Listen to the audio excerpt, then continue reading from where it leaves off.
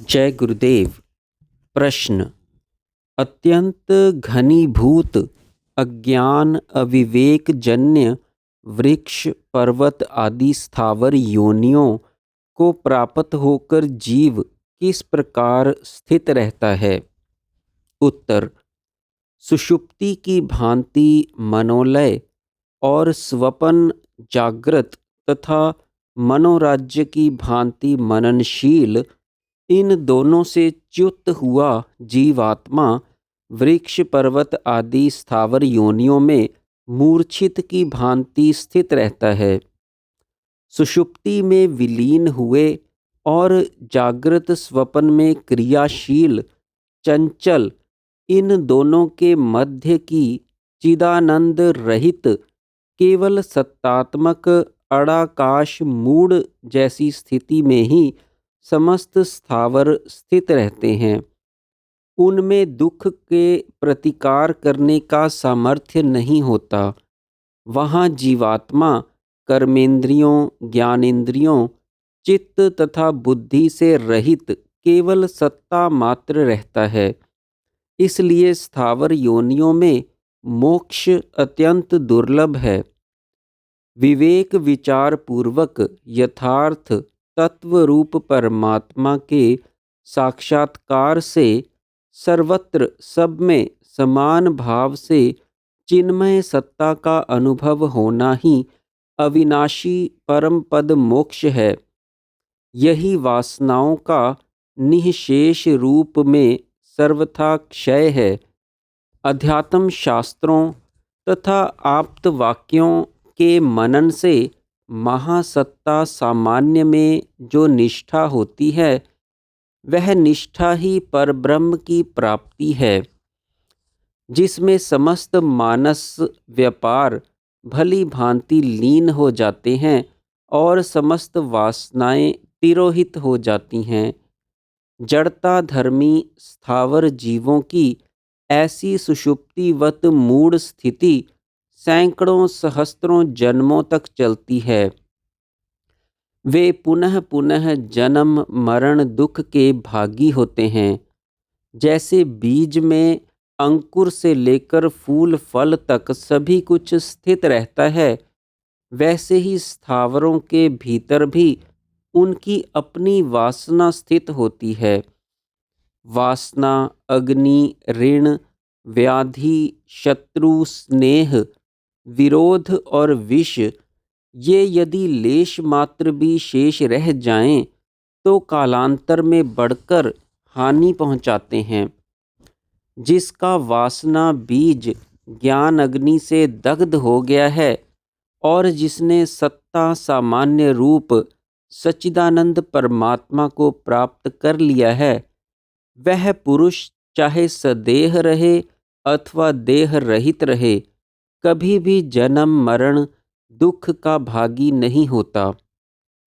आत्मदर्शन के विरोधी अज्ञान आवरण से ढकी हुई चेतन ज्ञान शक्ति ही द्वैतमय दृश्य संसार भ्रम को जन्म देती है और वही अज्ञान आवरण के हटते ही समस्त भ्रमों दुखों का विनाश कर देती है। आत्मदृष्टि के अभाव में अज्ञान आवृत चेतना को ही अविद्या या माया आदि कहा जाता है। रक्त मांस अस्थि चर्ममय इस देह में जब मैं स्वयं कौन हूँ कि विचार पूर्वक खोज की जाती है, तब इसमें मैंपन तो कहीं सिद्ध नहीं होता, उल्टे शरीर का ही अभाव हो जाता है।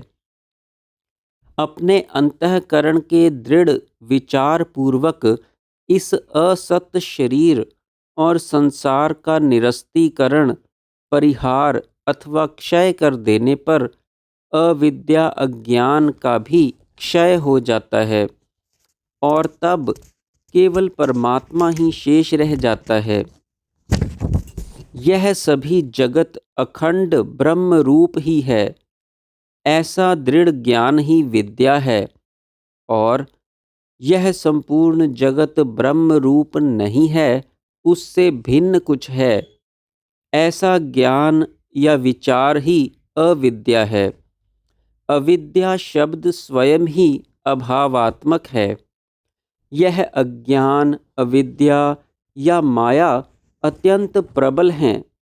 यह असंख्य जन्मों में अनादिकाल से अंतःकरण इंद्रियों द्वारा अनुभूत तथा अभ्यस्त होने से वज्रवत सुदृढ़ हो गया है, जो अब मिटाए नहीं मिट रहा। परमात्मा के स्वरूप का यथार्थ ज्ञान तो किसी भी इंद्रिय का विषय ही नहीं है। मन सहित छहों इंद्रियों का विनाश या विलय हो जाने पर जो रहता है, वही परमात्मा का स्थिर ज्ञान है। राजा जनक जिस निश्चय से राज्य करते थे, जिस निश्चय से भगवान नारायण पृथ्वी पर नाना योनियों में अवतार लेते हैं, त्रिनेत्र भगवान शिव, ब्रह्मा, देवगुरु बृहस्पति, असुर गुरु शुक्राचार्य, सूर्य, चंद्र, वायु, अग्नि, महामुनि नारद, महर्षि पुलस्त्य, अंगीरा, प्रचेता, भृगु, क्रतु, अत्रि, शुकदेव तथा अन्य सभी जीवन मुक्त ब्रह्म ऋषि, राज ऋषियों का परमात्मा के स्वरूप के विषय में जो निश्चय है, वही ग्राह्य है। प्रश्न: वह सर्व शोकापहारी निश्चय कौन सा और क्या है? उत्तर: यह जो कुछ भोग रूप संसार जाल स्थित दिखाई पड़ता है, यह सब निर्मल ब्रह्म ही है। जीवात्मा, 14 भुवन, आकाश आदि भूतगण, स्वयं मैं, मेरे शत्रु मित्र बंधु बांधव आदि ब्रह्म स्वरूप ही हैं। तीनों काल, तीनों गुण, तीनों अवस्थाओं में यत्र तत्र सर्वत्र जो कुछ भी है, वह सब ब्रह्म स्वरूप ही है। जैसे सागर नाना तरंगों आवर्तों के रूप में स्वयं ही प्रकट होता है, वैसे ही सच्चिदानंद ब्रह्म ही अपने आप स्वयं में ही समस्त विश्व ब्रह्मांड सांसारिक पदार्थ दृश्य रूप में प्रकट होता है। यही वह सर्वमंगलकारी निश्चय है। नेत्रहीन को सर्वत्र अंधकार ही दिखता है, नेत्र वाले को नहीं। वैसे ही आत्मज्ञान नेत्रहीन अज्ञानी को ही संसार में जड़ चेतन के विभाग तथा नाम रूप अनेकत्व दिखाई पड़ते हैं, आत्मज्ञानी को नहीं। ज्ञानी को तो सर्वत्र सर्वदा एकमात्र सर्वरूप सर्वात्मा परब्रह्म परमात्मा ही अनुभव में आता है। जैसे सागर की लहरें तात्विक दृष्टि से न जन्मती हैं न मरती हैं, न सागर से और न परस्पर से भिन्न होती हैं, क्योंकि सर्वदा काल वे केवल सागर रूप जल ही हैं।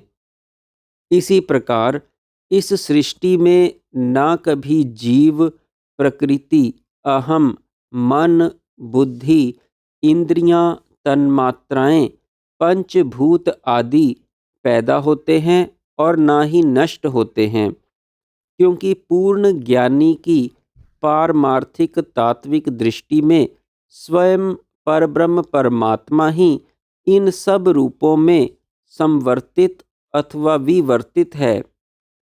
जैसे नाना नाम रूप के स्वर्ण आभूषणों में उनके नाम रूपों की उपेक्षा करके स्वर्ण मात्र में लक्ष्य रखने से तुरंत स्वर्ण प्राप्त हो जाता है, वैसे ही सृष्टि में समस्त दृश्य पदार्थों के नाम रूपों की सर्वथा उपेक्षा करने पर जो बच जाता है, वह परब्रह्म परमात्मा तुरंत प्राप्त हो जाता है। मैं यह देह नहीं हूँ, ऐसा अनुभूत ज्ञान होने पर शरीर में अहम भाव मिथ्या सिद्ध हो जाता है। तब मैं ब्रह्म स्वरूप हूँ, इस भावना से